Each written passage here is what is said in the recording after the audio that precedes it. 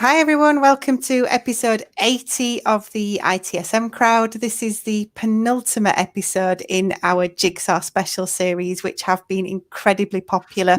We've covered everything from mental health and well-being to leadership and management. And this episode focuses on supply chain, supplier management and service integration and some of the lessons that we've learned in that area this year. If you haven't seen any of the previous episodes and you're wondering what the Jigsaw organisation is, it's really a help tool, I guess, for organisations. One of the things that I was thinking about this year is we have all broken everything that we do into pieces. You know, we're working in different places, quite often with different people, different processes. But as well as the short-term panic and scramble, we need to think about how we put our organisations back together. So one of the things that I did was to go out to some of the kind of the brightest minds in the service management and management consultancy space. And I asked them all to create an article with some advice for organisations about how to put the pieces back together and take something positive from what we've experienced this year.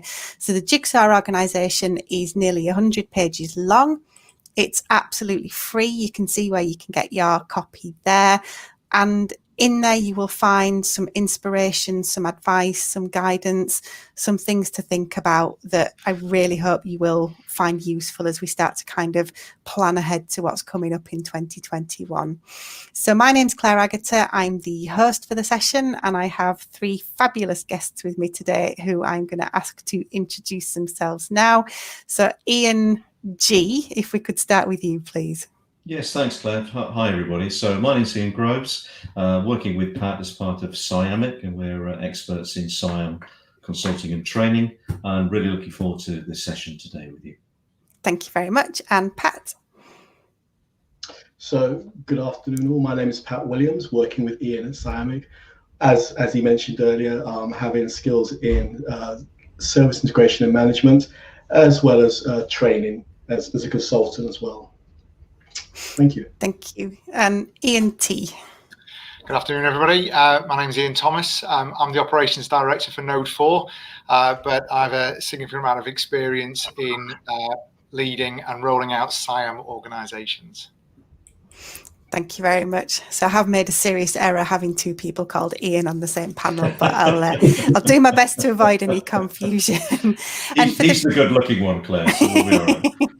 So for the people that I can see, we've got people watching us live already. If you're watching this episode live, please do use the YouTube chat to ask questions, give us your comments, your input, your experience. It's really nice to hear from you as well. And Ian and Pat would be very happy to hear from you and to kind of offer some advice about any issues you've experienced this year.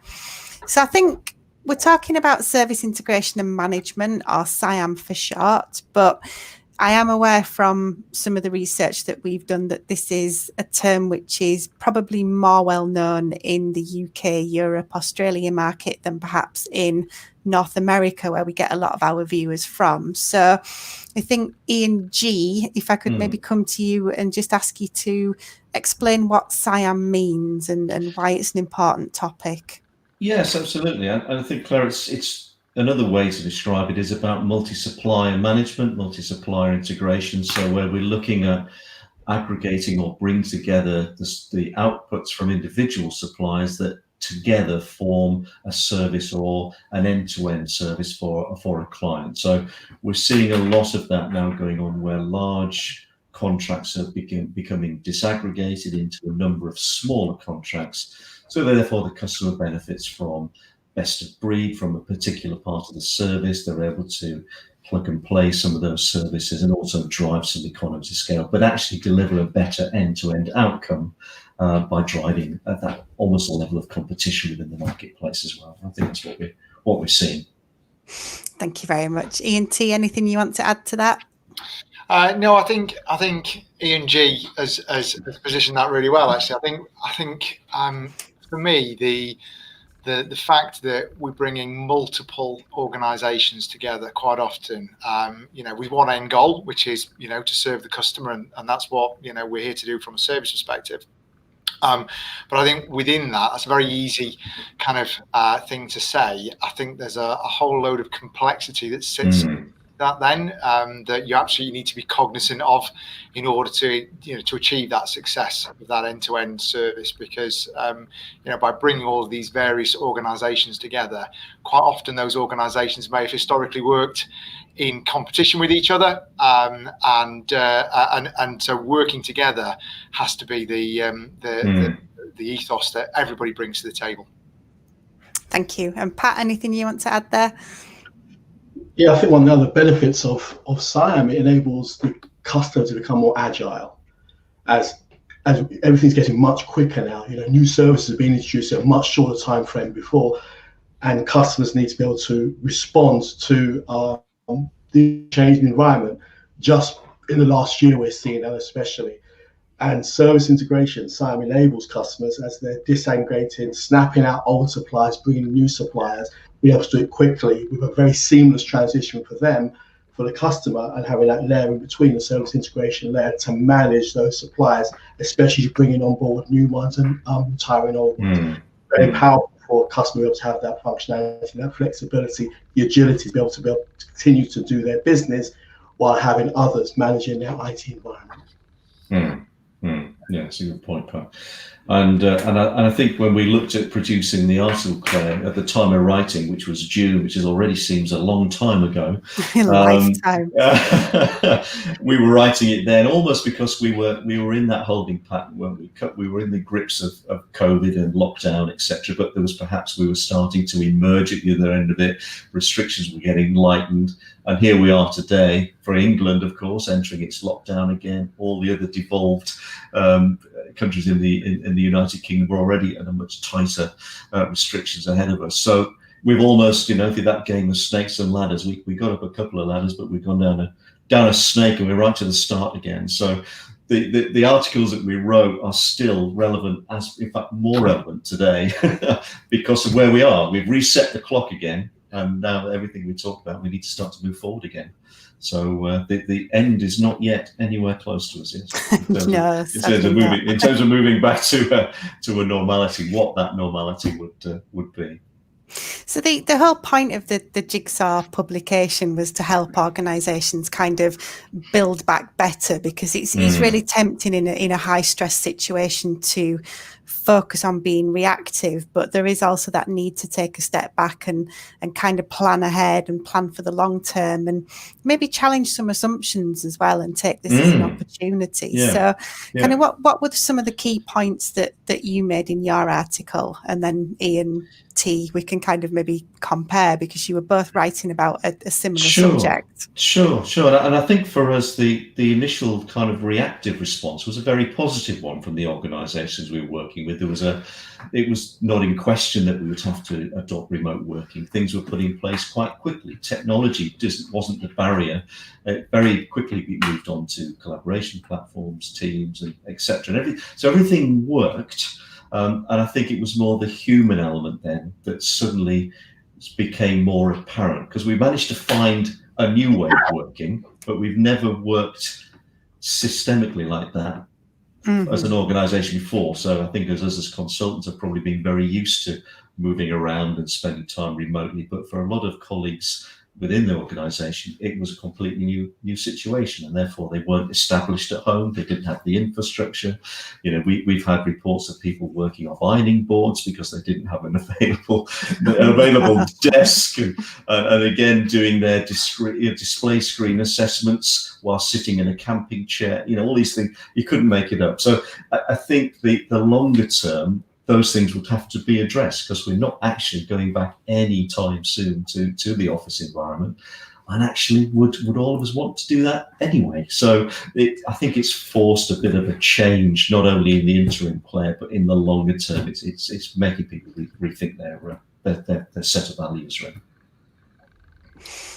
I think from my perspective, I think when I looked at the situation that many organisations were finding themselves in, if you look at the practical aspects, so much has changed. We've gone from sort of working out of however many sort of office locations an organization has to, thousands of office locations, because really, people, in their back bedrooms, in their lounges, in their kitchens. I've engaged with colleagues that are in caravans and sheds, and so there's so much that's changed. We are, we're absolutely, very fortunate that we live in a time where technology actually supports the ability to work remotely and virtually. But actually, what it did make me reflect on is when it comes to how we work together and how we engage, it really brought to sharp focus for me that actually these things that we've talked about for so long around engagement and driving culture and making sure that everyone feels part of an ecosystem and collaborate, that hasn't gone away. So it's not that our locations have changed, the technology has changed, how we interact on a daily basis has changed. So the majority of people are now operating in this manner, but actually, it just has brought to sharp focus the fact that we all know how important engagement is, and we all know how important collaboration is. It's actually now about putting that real laser focus on how we do it better, and how do we need to possibly tweak it in order to suit this new environment that we're working in. And I think that was kind of my, when I started reflecting on how the pandemic had influenced organizations that I was working with, it really actually didn't make me think I needed to engage any more or less, but actually realize the importance of that engagement that was taking place. Sure. And Pat, you've just recently started working with a new customer as well in a pandemic situation. So I think my experience, I've seen it change from where I've worked physically with the people that I'm still working with. So I've established relationships there, but you've just entered an environment where that's not even open to you. Maybe you can just give us how that feels to you as being onboarded into that new program. And it's very different to what one would expect. So it really is talking about the people, the process, technology. We've got the technology, the Zoom, and the Teams. We think, okay, we can use that. You then have where the processes start changing. So previously, you would go to a new company, you pick up a laptop, they'll put you through the induction course, and you'll sit down with the person. You can't do that now. The laptop is now posted to you. It'll arrive sometime. Oh, and then once you get the induction course and your login, whereas you get it all in one, bow tie box. Now it's all separate, and that's much more difficult than it was previously. And so they're like saying, Mr. T, I'll have to call you. That's changed from where it was before. That's a different way of working, and so and that causes almost a different mindset of how you're going to now engage with these people. Whereas before you meet the person in one account I'm working on now, we have Teams but no video calling, it's only audio. Right. So the people I'm working with I have never seen. Wow. Different environment obviously as it was before, and you have to adapt to that. So you're now tuning your ears far more to be able to make sure you got a picture of who that person is. But that's a very different way of working than what we're used to. And as you alluded to earlier, when we wrote the document, it was almost the Jigsaw document, it was almost the expectation it will get back to normal. But that's now changing. It's now in many ways hardening. So I know of an account where the contracts are now changed. The employment contracts changed from office-based to home-based. That's now firmed up. And that's, again, a different way of doing things just because of the impact of COVID. I think if you look at every process, every engagement, it's changed and adapted. But I think sort of certainly what I saw over the last 8 months is I kind of feel, because we work in IT and we work in service, as you mentioned earlier, working from home, working remotely, that's almost second nature. And actually, if I'm honest, sort of didn't really bat an eyelid by sort of needing to work from home, probably more often than we ever have done before. But, we're quite used to it. But it's really it's also been really interesting, and also, you know, you have to be very mindful that we are very fortunate that we're used to that, and there's so many colleagues that this is a brand new experience to do, and that change routine from, you know, commuting into work, from being in an office environment, from being surrounded by colleagues, from being able to have those sort of, I suppose, the personal conversations on a day-to-day basis. They have effectively been taken, and you know, so it becomes a very new way of working for a lot of people. And you know, as organisations and as leaders, you know, we absolutely have to be mindful of that it's not everybody will seamlessly slot in to being able to work from home, and you know, being able to you know, articulate either, you know, on a video conference or not if you're involved in conference calls. But I think you know, I think that is a key aspect for me, that it's not just a case of, you know, the technology and the transition to, you know, working out of 10,000 offices rather than 50. It's actually the important piece is to recognise that, you know, we're all human at the end of the day. We'll all adapt differently, and not everybody is as at ease at this kind of activity interaction. Absolutely right. And I think organisations are now are recognising that. They're starting to realise that now we've got beyond the initial problem solving of getting people productive and working, that they're now starting to realise that people are becoming more isolated. They're not seeing that end of the light at the end of the tunnel, and it's become more on programme agendas now. And there's more support being offered, more services being made available, because it is a real genuine need for some. As you say, for our situation, it's been an easy adapt. But for those that are missing the morning commute, the chance to read the book on the way back, to just decompress a bit. You know, there was one chap today, he's working in his dining room, and then he's eating in his dining room, and there doesn't seem to be much of a delineation between those two experiences. Hence, his day is stretching out almost in an uncontrolled manner. So we've been encouraged to block time out to make sure we take those breaks and that we do the right thing. And that will become more and more of a challenge, I think, or more of a continued focus. But I think one thing that I was kind of talking to a number of colleagues about, which is around having these open and honest conversations, not just within your organisation and your SIAM organisation, but actually having those conversations with the customer as well, because you know, the customer's going through exactly the same thing, and their organisation is you know, we're all in this together. You know, but equally, so it's about having that ability to recognise on you know, throughout the entire ecosystem that, you know, everyone's going through this particular period, you know, and you know, working as a SIAM group and you know, driving that level of engagement is one thing, but it's also kind of right along the chain. So, you know, that includes the providers and the suppliers into the SIAM model as well. You know, these are all organisations that will also have individuals who are also, you know, maybe needing that help and that assistance and that ability to, you know, be given that leeway that actually, you know, it's you know, we, you know, historically 12 months ago we might have been expecting, you know, 100% effort from everybody out of every single day.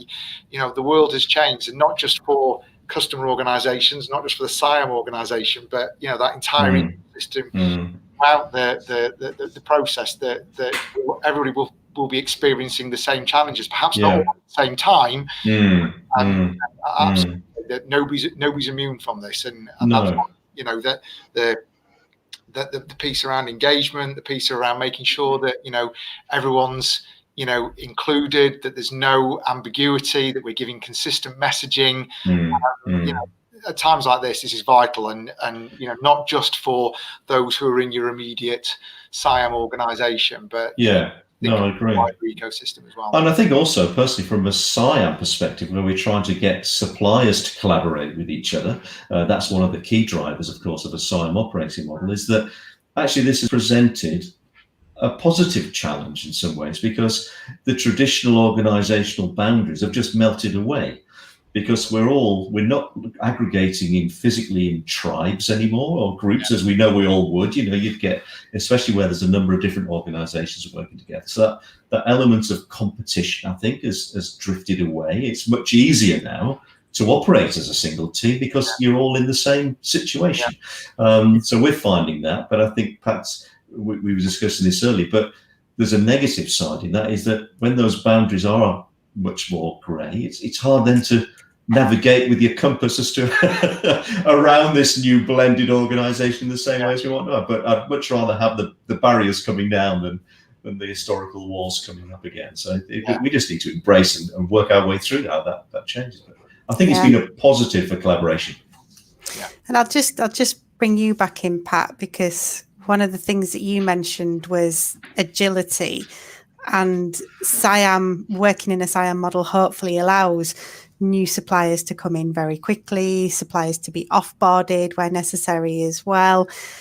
Do you think that organisations that have a SIAM model in place have been an advantage during the pandemic, or is it caused some issues for them? My own personal experience, it has been an advantage because they have that flexibility. There certainly is upheaval right currently in environments, as where they're trying to get their new normal, as we all personally are trying to do that because it's affecting us all. And so personal, company, families, whether near or extended, are all going through this upheaval. But SIAM enables, I felt, that being able to get organizations or environments in and out very quickly really has been, it's quicker for them to make such a change because SIAM is in place, as opposed to the old world where it's quite a, trying to almost turn a tanker to make it happen. So yeah, I think there has been greater agility because of the SIAM environment being in place. Yeah. That's certainly from my own experience, yes. And I think also, Pat, what it's helped to do is sharpen the minds when we're looking to let new contracts, when you're building a SIAM ecosystem almost from the ground up, is that these elements of the interchangeability and the ease of replacing and focusing on an outcome rather than focus on the service and not the provider. It's helped us to much more focus on that. But the other thing is as well, when I've been defining some contractual requirements recently, is that no longer are we putting in physical meetings anymore. The classic monthly service performance review, I say in the article described it as turning up to the headmaster's office, expecting to be ready, to be carpeted, and those days have gone, and you can do that equally as well online. But no, the point is that we no longer have to have suppliers traveling long distances. These meetings can be managed much more effectively, or at least as effectively, remotely, and much more economically as well. Can I just respond to that, if I may, Ian? Because that's certainly one of the examples we gave was a colleague who had to do work in India, and so he had to travel out via Dubai to get to India, which took 2 days to get out there, a day to get back, and that moved to be when using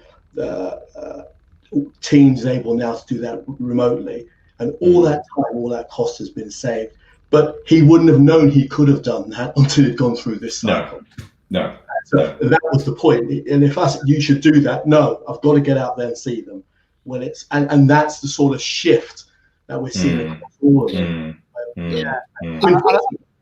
I don't think it's just. Sorry, I was just going to say, Pat. I don't think it's just individuals. And you're right. I think we're all kind of spending a lot less time either on the road or in the air. But I think as well, if there is a positive, I think there is a sense that possibly organizations are looking at their ways of working and how they can be structured. Do we need everybody in a physical office at the same time? So I think if there is a silver lining, so to speak, then then it does make everybody look and reflect, not just at their own individual behaviors and how they approach things, but actually as an organization. I think particularly those that are looking to renew service contracts or to change their model. I think it will mean that people look at things through a different lens, and certainly look to, maximise the utilisation and output, but really focus on the outcome as opposed to needing to, physically see people in the office and physically absolutely, and build on those trust-based relationships as well. As we said, empower the people to do the job you've asked them to do, both from a responsibility and a technology perspective. And again, I think we're seeing that now, is that the old kind of command and control structures just don't work anymore in this model, because you can't. And I think there was a case recently where somebody was putting almost that software on people's desktops, wasn't it, to make sure they were working. And you think, yes, well, you've missed the point. We completely missed the point there. We need to use this to break down those old paradigms and create something which is much better. So we're coming to the end of our time now. It always flies, particularly on these Jigsaw episodes. But I think if we could perhaps kind of wrap up with maybe a top tip from each of you, as well as anywhere you'd like people to go to learn more about what you do, any resources that you'd like to point people to, anything that you'd like to do to carry on the conversation as well. So Ian T, if I can start with you, maybe your top tip and anywhere you'd like people to go for more reading. Yeah, certainly. So I think my top tip would be, if you think you're communicating and engaging enough, I would absolutely suggest that you need to rethink again. I think you absolutely need to be constantly challenging yourself to make sure that you've factored in all aspects of your organization, because what will work for a proportion won't work for everybody. So it's about making sure that you've encapsulated everybody. So that would be my top tip on that one. In terms of additional reading, of course, the Jigsaw document, Claire, goes without saying, but also as well, if anybody would like to get further reading from what I do, then please visit me at truenorthservicemanagement.com. Brilliant, thank you. And Pat? I totally agree with what Ian T has said. And by all means, follow us on LinkedIn as well, SIAMic. We are continually trying to push out additional information as we gain more experiences, so that we can share them with the community, with our SIAM colleagues and others, so that don't make mistakes that we have made. And because this will be a long process that we're going through. There's still more upheavals to come, I believe, but we're learning from each other and sharing those experiences so that we can all grow together. And the other thing I'll say is just keep the faith, in the sense of, as for SIAM, it really does enable customers and the certifiers to work more collaboratively together. It really does do what it says on the tin as a methodology. So I'd heartily recommend it. Thank you very much. And Ian G. Yeah, just finally, it's linking back into the collaboration platforms again and delivering training. So I recently did the SIAM professional training online using Teams, and that was, the anticipation of that was worse actually than the delivery of it, because I only ever delivered it in a classroom before.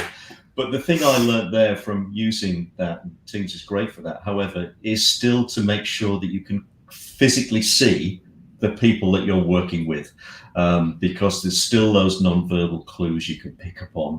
There's still the engagement you have. It takes a little while longer, I think, to make the connections with them as individuals, but it is achievable. And again, if you follow us on LinkedIn, there's an article there that we've written about the top 5 tips there to deliver a successful training over collaboration. That's brilliant. Thank you all very much. I feel like we've created something powerful tonight here with Team Ian as well. So I think it's it's a beautiful thing. If you want to see more of the Ians, we do have a SIAM conference that takes place every year. Next year in April 2021, it is virtual, and we have both Ian's on the agenda. So if you want to learn a little bit more about that, if you want to learn a little bit more about SIAM, I would recommend you visit the Scopism events page, which you can see the link there. And the next episode of the ITSM crowd is today.